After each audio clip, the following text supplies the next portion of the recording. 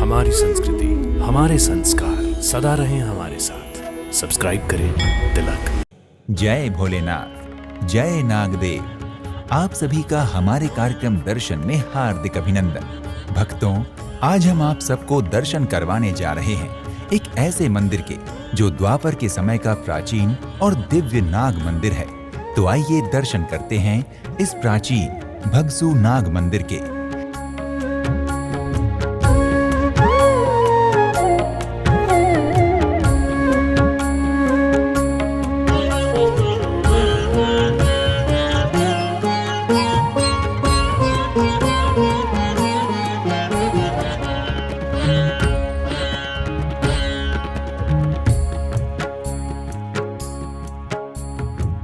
ये मंदिर हिमाचल प्रदेश के प्रसिद्ध नगर धर्मशाला में स्थित है।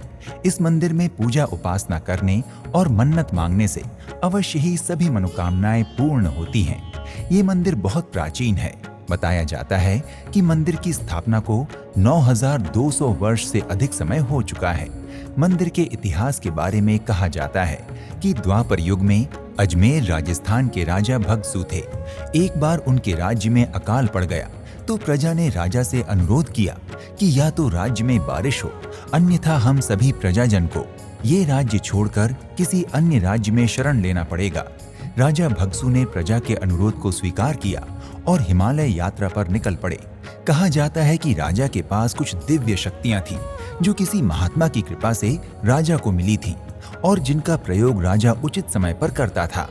अतः राजा धौलाधार की पहाड़ियों में नागदल झील को अपने कमंडल में भर लाया और वापस अपने राज्य की ओर चल पड़ा।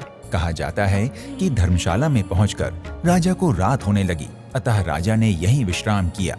रात में नाग देवता ने राजा की कमंडलू से नागदल झील को निकालने का प्रयत्न किया तो राजा जाग गए और फिर दोनों के बीच भयंकर युद्ध हुआ। युद्ध के दौरान कमंडलू टेढ़ा हो गया और उससे जल पृथ्वी पर गिरने लगा। भक्तों, आज भी वो जल इस स्थान से निकल रहा है। ना तो यहाँ कोई नदी है, ना ही कोई जल का अन्य स्रोत है। उसके बाद भी निरंतर जल इस स्थान से प्रवाहित हो रहा है। ये वही राजा के कमंडल से निकलने वाली नागदल झील का जल है। यहाँ कोई नदी नहीं है, कोई नाली नहीं है, कोई कुल नहीं है। ये पानी जो है यहाँ से नीचे से निकलता है और ये घटना जो है 9231 वर्ष पुरानी है। तब से ये पानी जो है इसी तरह बह रहा है। ये नेक्टर है, अमृत है। लोग गंगा जल की तरह इस जल को ले जाते हैं।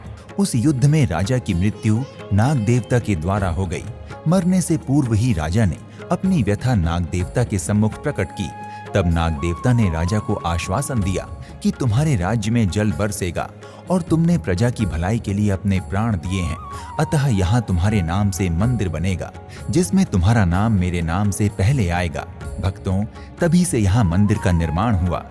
ये मंदिर राजा भगसू और नाग देवता का मंदिर है। यहीं पर भगवान शिव भी विराजमान हैं। कहा जाता है कि भगवान शिव भी यहाँ साक्षात रूप में विराजित हैं और उन्हीं की कृपा शक्ति से नाग देवता सभी की मनोकामनाएं पूर्ण कर पाते हैं। मंदिर के गर्भगृह में नाग देवता व राजा की मूर्ति है तथा अन्य देवताओं की भी मूर्तियां हैं।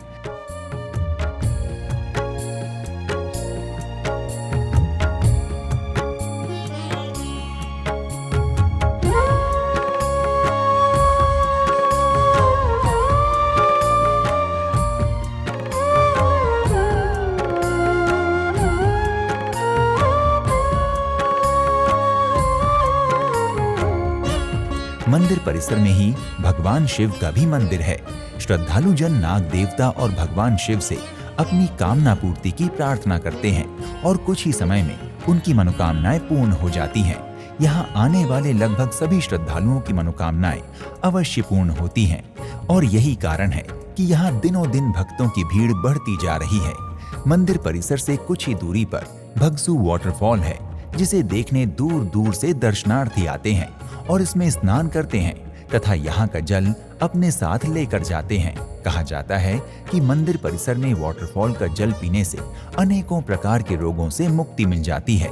त्वचा संबंधी अनेकों प्रकार की बीमारियां यहाँ स्नान करने व जल पीने से ही दूर हो जाती हैं। ये जल अमृत माना जाता है और यहाँ इसकी तुलना गंगा जल से की जाती है।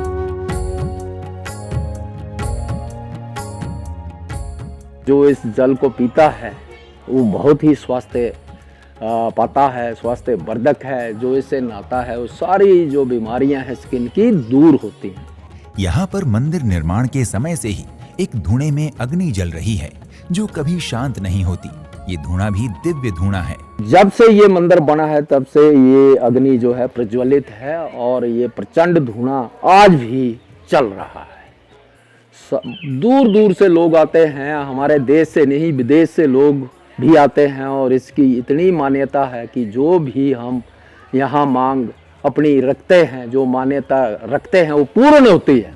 कहा जाता है कि मंदिर के धुएं में प्रज्वलित अग्नि यहाँ आत्मा है, जल इसके प्राण है व यहाँ के देवता साक्षात प्रकट देव हैं।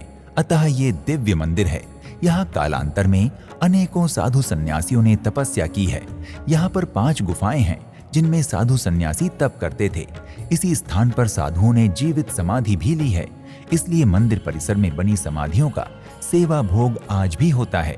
हमारी 5 जो यहाँ कब्र्स बनी हुई हैं जितनी भी, वो जीवंत ली है।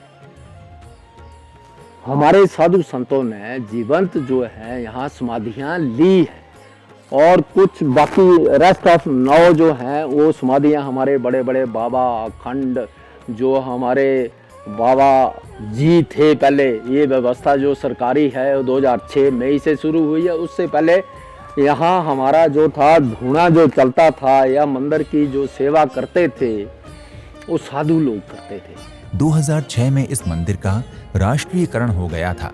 अतः अब मंदिर की सेवा प्रशासन की देखरेख में होती है। उससे पहले यहाँ साधु सन्यासी सेवा किया करते थे। मंदिर में वैसे तो सभी उत्सवों को मनाया जाता है, परंतु यहाँ का मुख्य उत्सव नागडल मेला है जो श्री कृष्ण जन्माष्टमी और राधा जन्माष्टमी पर लगता है। 3 दिन का ये मेला उत्सव यहाँ का प्रमुख त्योहार है। इस स्थान को आज भी राजा भगसू के नाम से ही जाना जाता है। श्रीनगर से लेकर काठमांडू तक के स्थान को भगसू स्थान कहते हैं। यदि आप मंदिर में आरती का आनंद लेना चाहते हैं तो मंदिर में प्रातः काल की आरती 7 बजे होती है, जबकि सायंकालीन आरती का समय 6:30 बजे का है।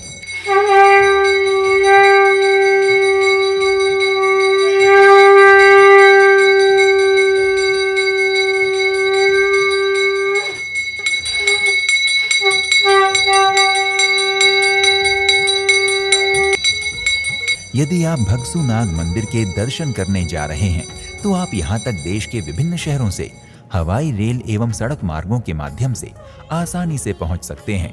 यदि आप भगसू नाग मंदिर की यात्रा हवाई मार्ग द्वारा करना चाहते हैं तो इसके लिए आपको यहाँ के निकटतम कांगड़ा हवाई अड्डे अर्थात गग्गल हवाई अड्डे की यात्रा करनी होगी। यहाँ के लिए दिल्ली, मुंबई आदि प्रमुख शहरों से फ्लाइट आसानी से मिल जाती है।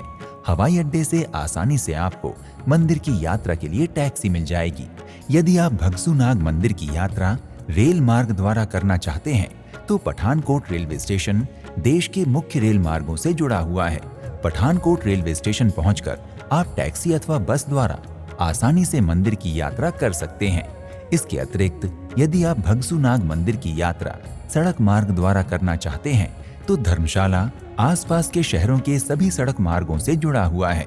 अतः सरकारी अथवा निजी वाहन द्वारा धर्मशाला पहुंचकर आप मंदिर के दर्शन कर सकते हैं। भक्तों, यदि आप भगसू नाग मंदिर की यात्रा करने की योजना बना रहे हैं तो शीघ्र ही अपनी यात्रा का श्री गणेश करें और नाग देवता की कृपा से अपनी मनोकामनाओं को पूर्ण करें। अगले एपिसोड में आपसे एक और धाम की यात्रा पर फिर से भेंट होगी। प्रणाम। जय भोलेनाथ, जय नागदेव। इति शुभम।